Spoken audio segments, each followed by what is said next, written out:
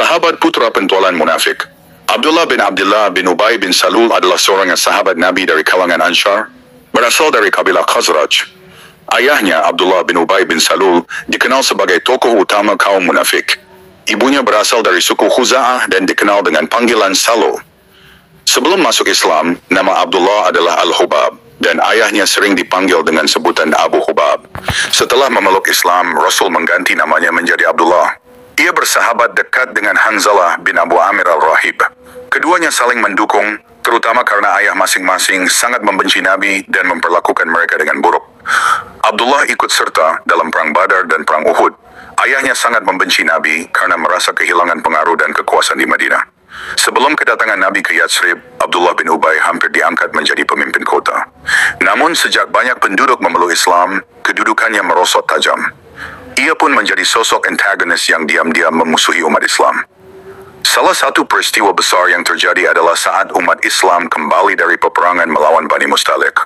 Ketika itu, nyaris terjadi bentrokan antara kaum Ansar dan Muhajirin akibat provokasi dan fitnah dari Abdullah bin Ubay. Ia menuduh Nabi lebih memihak Muhajirin dalam pembagian rampasan perang hingga memicu ketegangan serius di antara dua kelompok tersebut. Dalam keadaan memanas itu, Abdullah bin Ubay berdiri dan berpidato di hadapan kaumnya, menghasut mereka agar menolak keberadaan kaum Muhajirin. Ia berkata bahwa mereka telah diberi tempat, namun kini justru bersikap semena-mena. Ia bahkan menyebut bahwa bila kembali ke Madinah, yang hina akan diusir oleh yang mulia. Wikalih mendengar situasi ini, Nabi segera datang dan berbicara panjang lebar kepada kedua kelompok untuk meredakan konflik. Ia mengingatkan mereka tentang persaudaraan sesama Muslim dan pentingnya saling menyayangi. Setelah suasana tenang, Nabi memanggil Abdullah bin Ubay untuk mengklarifikasi. Namun ia menyangkal semua tuduhan dan menuduh orang yang melaporkannya sebagai pembohong. Umar bin Khattab lalu berkata, "Izinkan aku membunuhnya." Namun seperti sebelumnya, Nabi selalu menolak permintaan tersebut.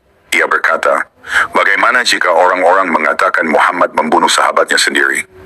Seorang Ansar kemudian bersaksi bahwa Abdullah bin Ubay memang mengucapkan perkataan provokatif.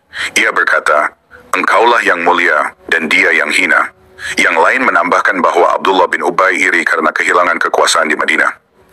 Melihat situasi ini, Abdullah bin Ubay bin Salul berkata kepada Nabi, "Demi Allah, dia memang hina dan engkaulah yang mulia.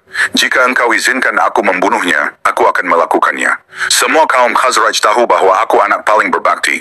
Aku takut jika orang lain yang membunuhnya, aku tidak mampu menahan diri dan akhirnya membunuh orang yang tak bersalah. Jika itu terjadi, aku bisa celaka di akhirat. Maka izinkan aku yang melakukannya." Namun Nabi berkata, "Kita harus menjaga hubungan baik dan memperbaiki pergaulan. Aku tidak ingin orang berkata bahwa Muhammad membunuh sahabatnya sendiri. Perlakukanlah ayahmu dengan baik dan jaga hubunganmu dengannya." Ketika Abdullah bin Ubay meninggal, Nabi memberikan jubah beliau kepada anaknya, Abdullah, untuk digunakan sebagai kain kafan. Saat beliau hendak menyolati jenazahnya, Umar menegur dan mengingatkan bahwa Allah telah melarang menyolati orang munafik.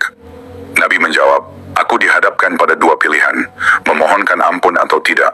Namun kemudian turunlah ayat yang melarang Nabi untuk menyolati orang munafik. "Janganlah kamu menyolati seorang pun dari mereka yang mati." Setelah ayat itu turun, Nabi pun meninggalkan niatnya. Abdullah bin Ubay bin Salul akhirnya gugur sebagai syahid dalam perang Yamamah. Semoga Allah merahmatinya.